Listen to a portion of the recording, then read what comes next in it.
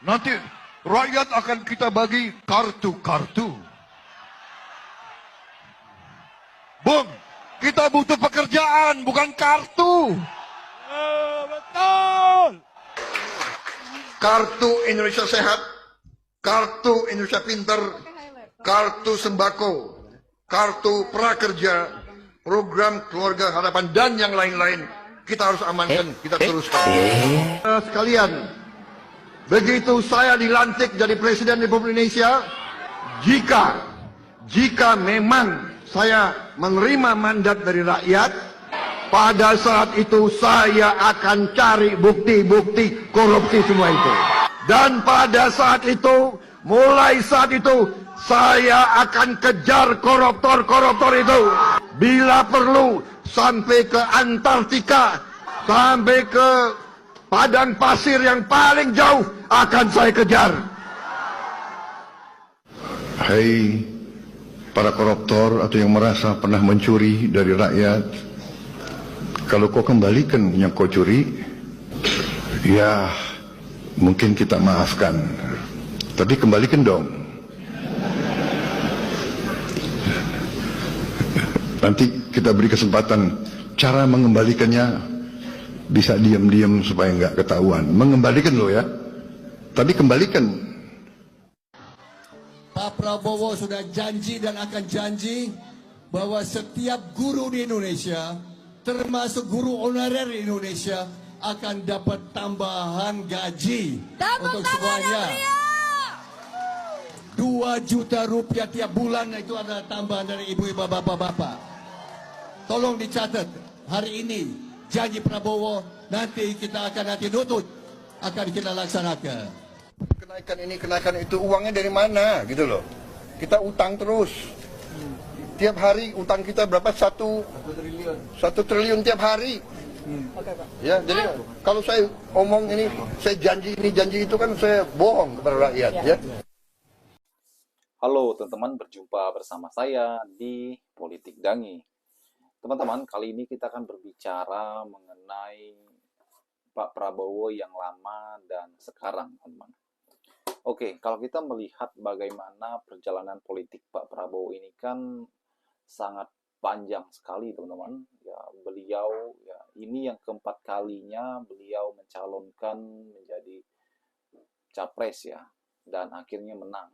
Ini yang keempat kali kalau tidak salah.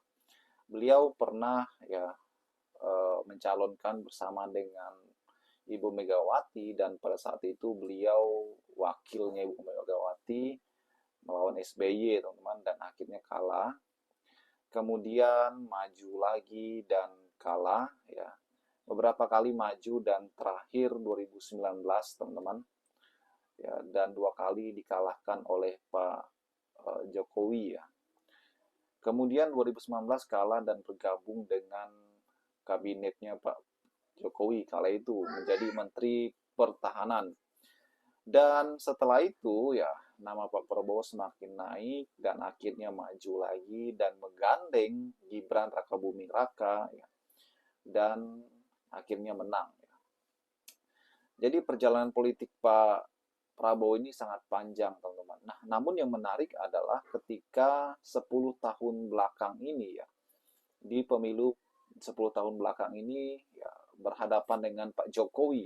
Dan di sana Pak Prabowo itu sangat garang sekali, teman-teman, sangat luar biasa berapi-apinya kalau kampanye, kalau memberitakan janji-janji politiknya itu sangat luar biasa. Bagaimana beliau ya berapi-api akan hal-hal yang tidak beres di negara ini akan dibereskan, dan itu sesuatu yang luar biasa komitmen beliau ya pada saat itu, teman-teman. Dan hingga beliau mengatakan tidak akan ada kartu-kartu lagi gitu ya, kartu saktinya. Ini sebenarnya menyindir lawan politiknya yaitu Pak Jokowi pada saat itu. Dan apa yang terjadi saat ini ya, kartu-kartu Pak Jokowi ya dilanjutkan ya, seperti PIP ya. Dan inilah kenapa banyak orang yang sentimen ya. Kemudian ya mungkin Pak Prabowo-nya sangat luar biasa, teman-teman. Sangat niat beliau sangat baik untuk negara kita gitu ya. Dan namun mungkin para pembantu-pembantu beliau ini saja yang mungkin yang agak-agak blunder, teman-teman ya. Beberapa kali blunder ya semenjak mereka ini dilantik, teman-teman. Mungkin kita ingat bagaimana tentang LPG yang melon yang warna hijau ya. Ini blundernya Pak Bahlil pada saat itu ya, Menteri SDM ya kala itu, dan Pak Bahlil ini menghapus kebijakan agar eceran tidak lagi menjual gas melon, harus di agen, dan ini membuat antrian panjang sekali ya di agen, sehingga masyarakat protes, teman-teman ya. Harusnya mau masak tiba-tiba ngantri panjang ya, dan akhirnya Pak Prabowo lagi yang turun ya. Kemudian bagaimana kenaikan pajak 12% ya, dan ini sangat gaduh ya. Kemudian Pak Prabowo lagi yang turun. Kemudian bagaimana pagar laut, teman-teman. Laut dipagari dari zamannya Pak Jokowi ya. Dan ini gaduh sekali se-Indonesia. Dan akhirnya siapa lagi yang turun? Pak Prabowo lagi yang turun, teman-teman.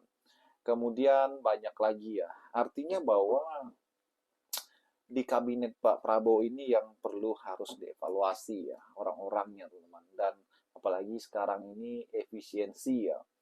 Dan kembali lagi bagaimana di Kabupaten Pati kemarin itu sangat-sangat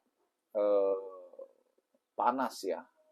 Bupatinya menaikkan pajak 250% dan lain-lainnya ya, sehingga masyarakat marah ya. Nah, apa yang menjadi pertanyaannya di sini? Tanpa disadari Pak Prabowo itu turun, teman-teman, menangani hal ini. Nah, kenapa beliau harus turun ya? Padahal levelnya adalah presiden. Harusnya yang turun adalah gubernur ya kan.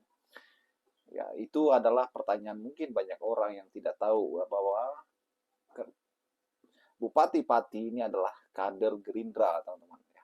Kader Gerindra, makanya Pak Prabowo pasti turun ya untuk menangani hal-hal seperti ini, teman-teman. Bagaimana menurut kalian? Kita diskusi di kolom komentar ya, untuk Indonesia lebih baik ke depan.